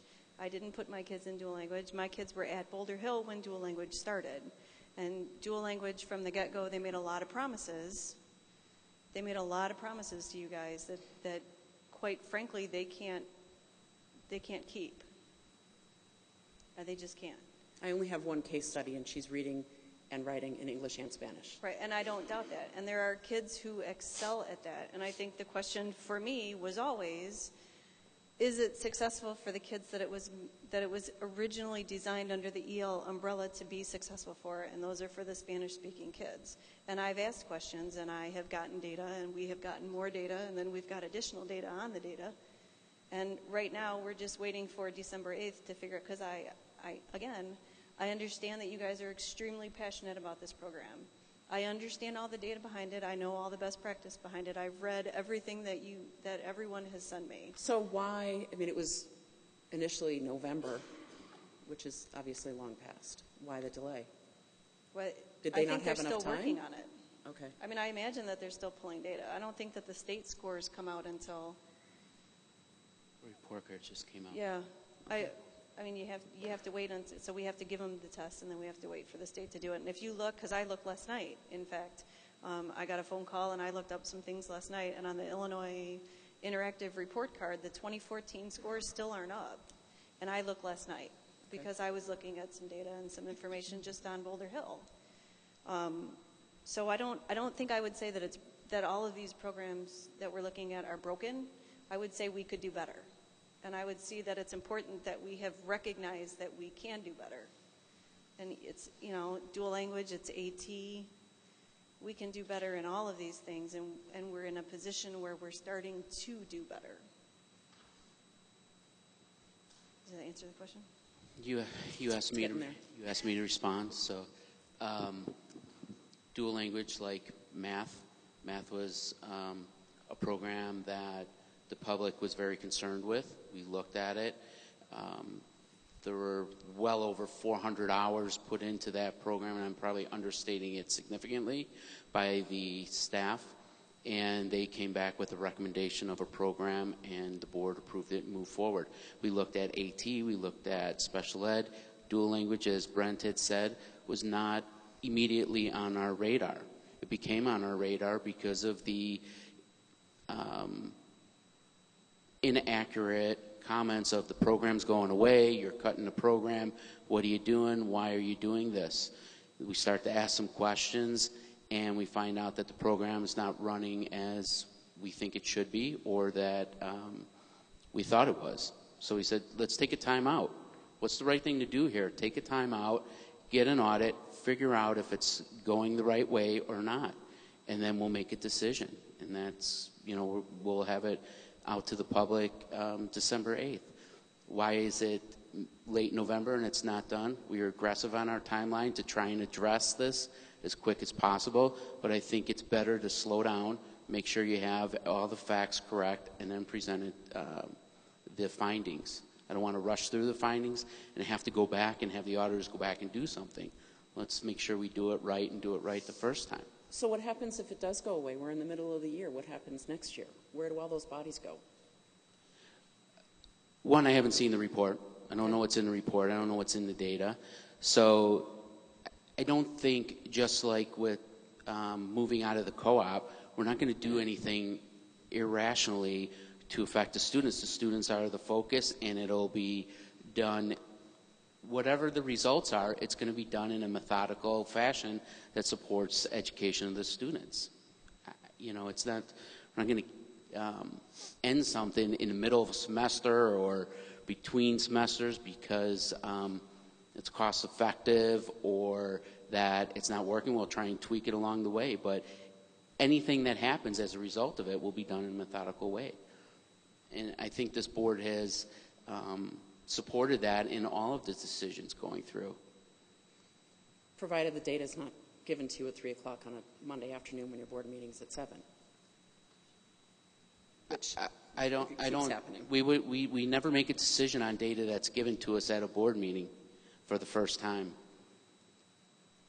There's a minimum of 2 weeks for the board when we receive the data, to get the data. We get the data when it's ready to be presented to us. The administration does a great job. You got to remember, too, all of the work that's going on. I'm not talking about the top 4 people that have superintendent in their title. I'm talking about everybody that supports them. There's a significant amount of work. So the data gets to us as soon as possible. We've talked about how we're going to streamline that and make that better so we can ask more questions ahead of time on information. But even if information is given to us, we never react on it. We always have time to follow up. Okay. Thank you. Thank you. Katie Rink.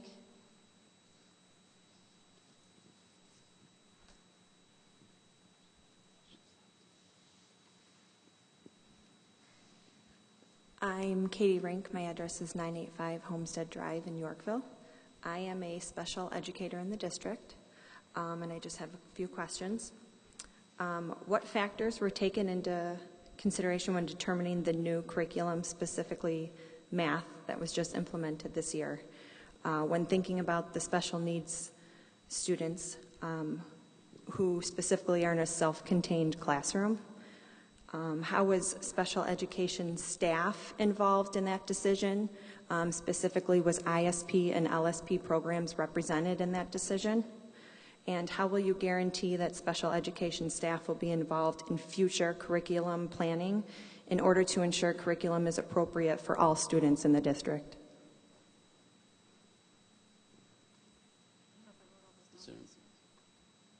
I can say for the math program, while none of the board members were in the evaluation of the program, again, the number of people that were involved, from teachers at all levels, administrators, support, in supporting the whole program, I got to believe that the entire student body was taken into account for the program that was developed. So the math program that was chosen, there was a focus on looking at it. It evaluated everyday math. It evaluated the math program we're in now. And the team came back and said, this is the evaluation. This is what we recommend to implement. Can I also ask, then, the curriculum that was chosen for the gen ed population students, that same curriculum is being used with our special ed population, specifically self-contained classrooms? I can't. Well, here's what I can do. I can't answer that question, but I can give you a real-life example. So I teach conceptual physics at West Aurora, and one of the people in my PLC is a self-contained teacher who also teaches conceptual physics to her kids. So she teaches the same curriculum that we teach, and we talk about it a lot in PLC. Like, how can we make this better for your kids? What can we do to adjust it? And I think that the PLC will help here a lot. I think the expectation is that the curriculum should be the same. And I understand that there are parents who say we need a different level.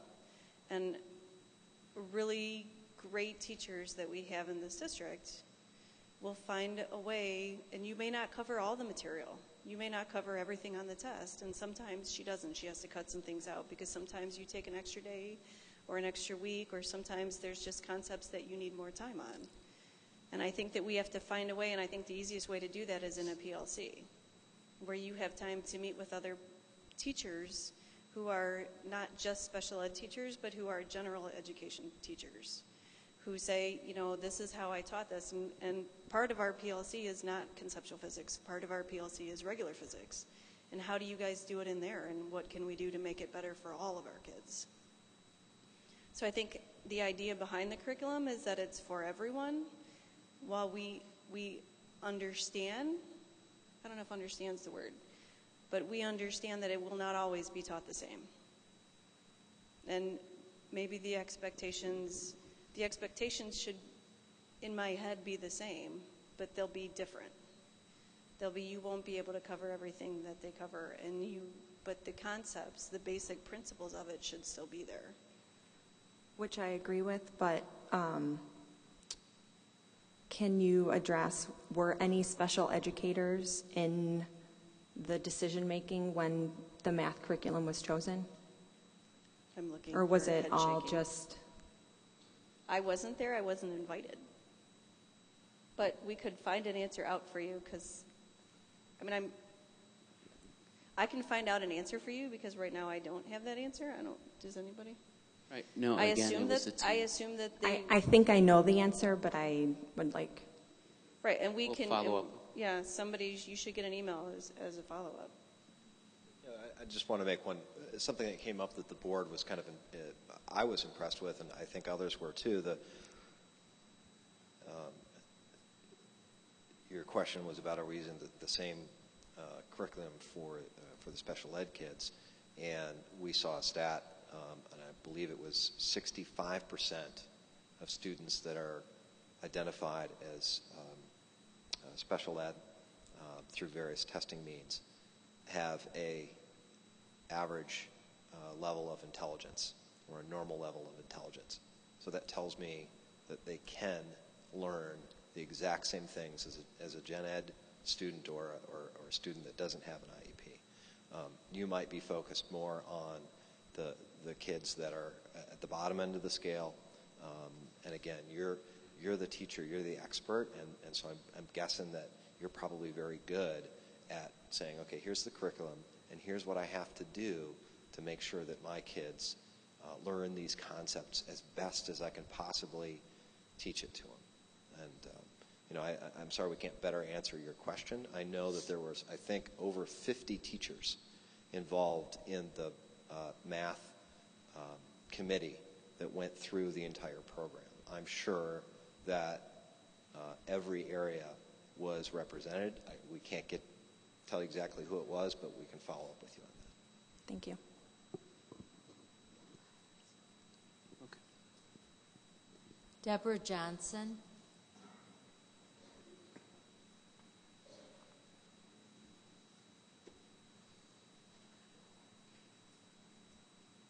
Hi, I'm Debbie Johnson. I live at 411 Hackney Lane, and this question is directed to Mrs. Swanson and Mrs. Paul, and I think it's actually more of a comment that you might want to respond to. But at our last school board meeting, Mrs. Swanson had asked Dr. Wendt if the Hunt Club score for ISATs included the dual language, and he indicated that it did.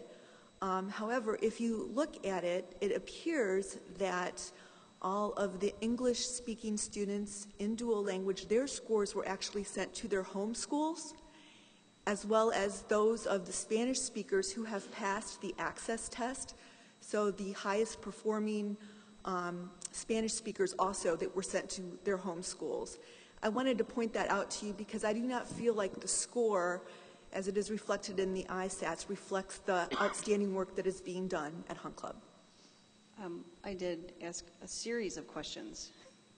I think there may have been 20 questions about the data and about where the information was going and were they splitting. And I know that I asked at the board meeting, were the dual language scores staying at Hunt Club? But I went and split that out last night, which is how I know about the school report card, because I was trying to look for, I didn't intentionally look at Hunt Club, I was more looking at my kid's school to start out with, but then I noticed some things, and I don't have an answer yet. I don't have a definitive answer yet. I have asked the administration, but I just asked them last night at about 10:30. 10:23. Oh, 23 questions? It was, I had a few, and it all had to do with data, and it had to do with, did we split the scores between the English language learners, between the English-speaking dual language and the Spanish-speaking dual language, and there was just a multitude of information that I'm sure that we could share at a board meeting of what we found out, because it wasn't just dual language. It was also questions about, like, the hard of hearing scores, that, about some of the, there are other programs at other buildings, like at Prairie Point. I'm trying to think of some of the other buildings that I asked about last night. But there was a lot of questions that I had asked about where do these scores actually go. And in some cases, scores I know won't be reported if the number of kids is less than a certain number.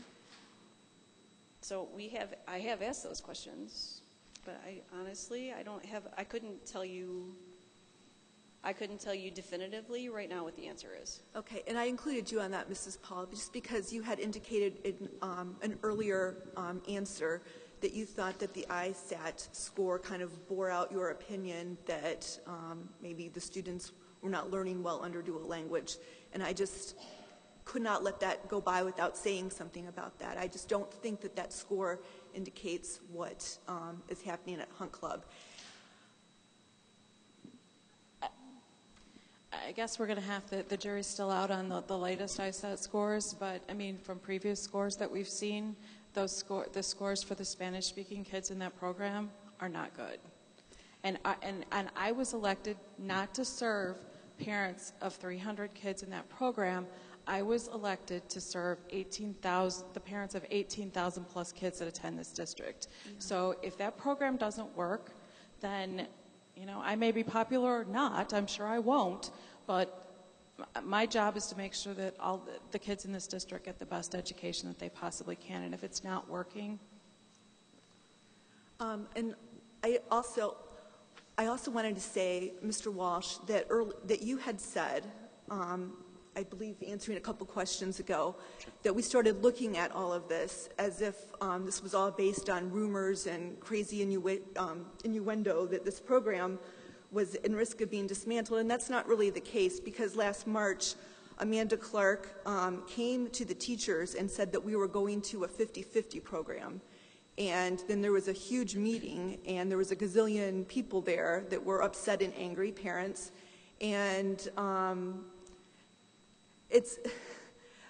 that's where all this came from, that this whole idea that this was going to be dismantled. And then when I met with Dr. Wendt, May 21st, daughter's birthday, he told me that this was a political thing, and that in his view it was going to go down 6-1. So this is not like something that we've dreamt up and are just running around repeating wild rumors. This is based in things that happened that led us to this conclusion. So sure. The director that was in charge that corrected 16 of 19 problems in our EL program did a fantastic job doing that.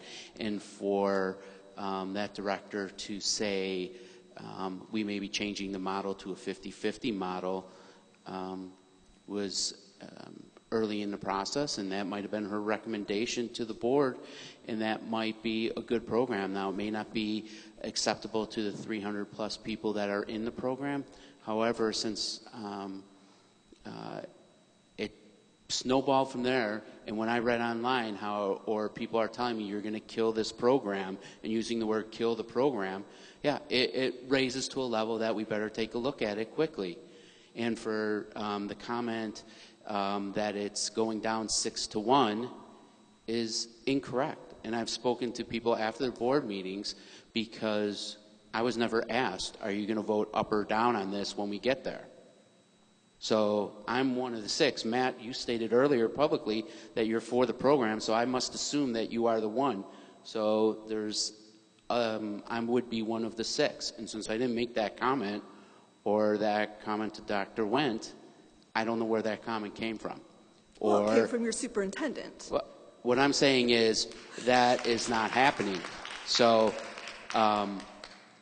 we're doing the audit. We're doing it the right way. We're letting the data determine and tell us where we are, and then the board will make a determination of how to support a program going forward in the EL view of it.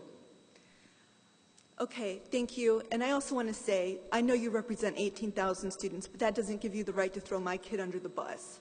That's all I wanted to say. Thank you. Okay, I understand that that is all of the questions. We had on the agenda for the board an opportunity to make final comments from any of the board members if they so choose. So I will open the floor to any of the board members if they have any other comments. Can I go first? You sure can. So I feel like tonight has been a long time coming. This is something I thought about doing a long time ago. Actually, before I ran for board, I was in your position, put on, the parent hat, if you will, and I had questions that I couldn't get answered about the proposed third high school.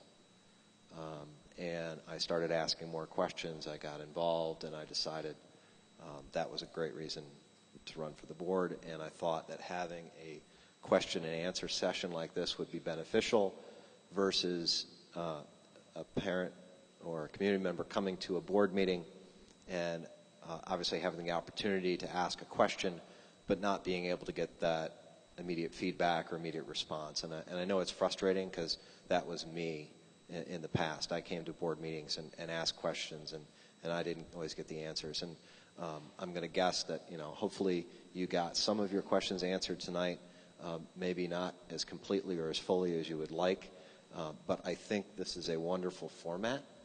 And I hope that we can continue this. And so I appreciate everybody taking their time to come out tonight. And I appreciate that various staff members took time away from their families tonight to come out and listen to the board. And we enjoy having all of you guys here.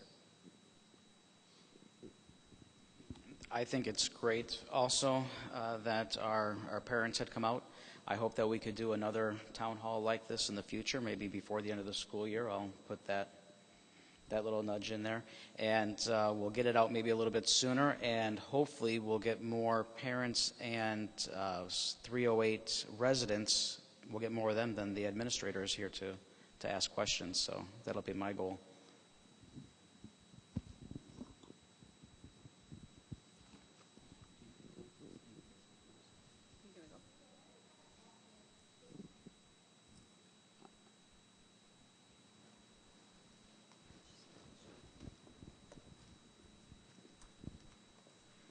Will you be bringing back the direct instruction at my LD level that is required by law?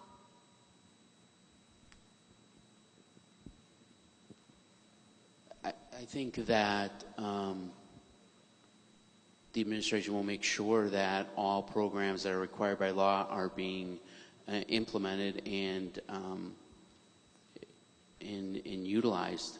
I don't know which program you're speaking of, obviously, but I know the administration and people at the building level are here to support the kids, and we're not going to not do what is required by law.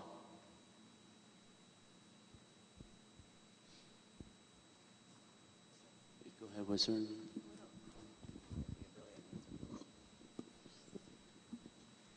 I wrote something. I'm not sure I should read all of it.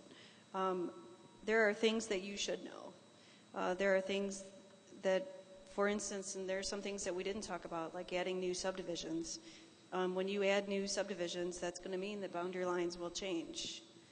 So realize that that's on your horizon too. When general state aid is not paid at 100%, we're going to have to readjust our spending, and that's going to include cuts. And that's going to include cuts to programs, or it could include cuts to programs. It could include cuts to athletics. We're going to experience growing pains when we bring special ed in-house, and we're going to.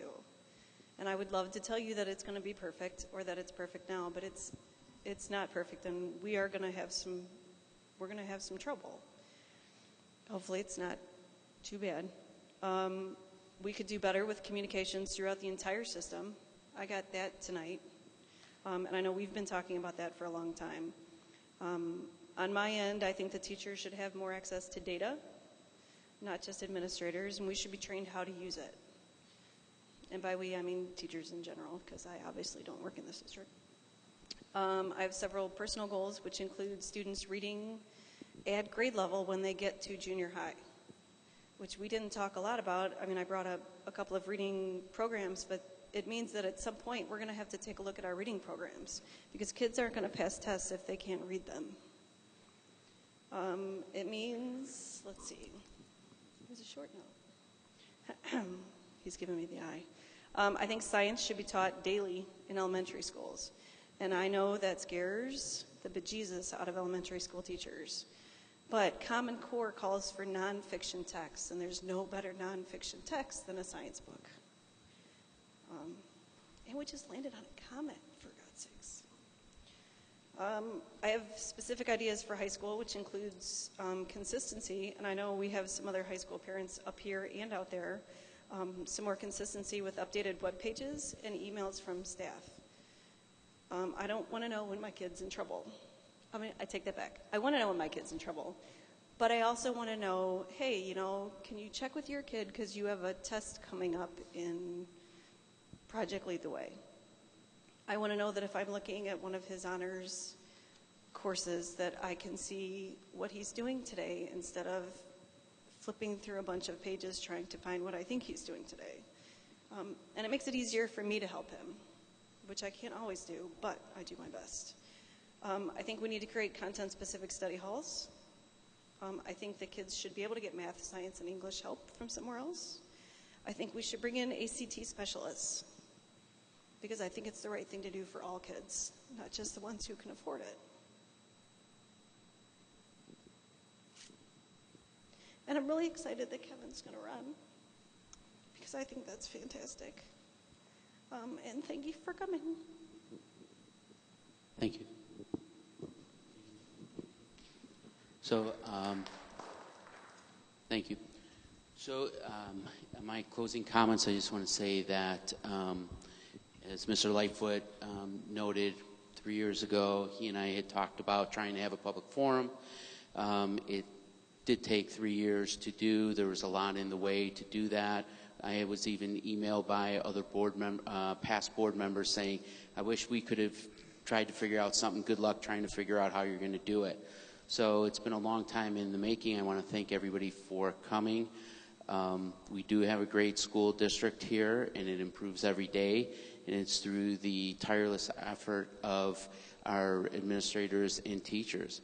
And we'll figure out when we can do it with all of the committee meetings that happen and all of the other meetings that go on. It's difficult, but maybe in the quarters where we have only one meeting a month, we can do it, such as March because of break. May make sense to do this on a quarterly basis. So I want to thank the public. I want to make a special thank you to Eric and his theater team for putting all this together. There was a significant amount of work done. I also want to thank Ursula, Dr. Wentz, assistant. Maria, Dr. O'Malley's assistant, and especially Karen, our board secretary, who has worked with me quite a bit to get this prepared. So I want to thank all of them. So thank you. So we'll move to 6.1, adjournment. Can I have a motion to adjourn? I make a motion to adjourn. All in favor? Aye. Aye.